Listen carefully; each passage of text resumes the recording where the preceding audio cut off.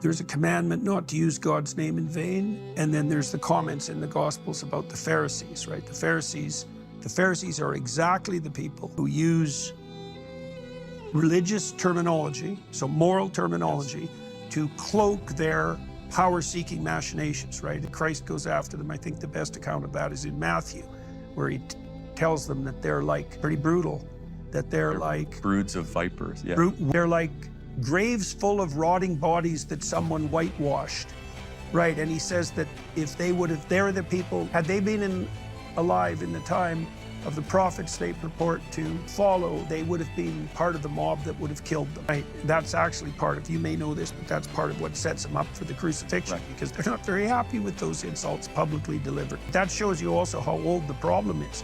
So you can imagine one of the worst possible sins is to take the highest possible virtue, so that would be, well, we stand for the oppressed, we stand for the poor, and then to gerrymander that so that your standing for that only pushes you towards power. So, and then it also, there's a clue in the Gospels, I think it's in the Gospels as well, about how you figure that out. And the answer is, by their fruits you will know them, right? So you look at, well, what I've done is I looked at the consequences, for example, of the green energy programs in Germany and the UK. Well, what's the consequence? Let's take Germany.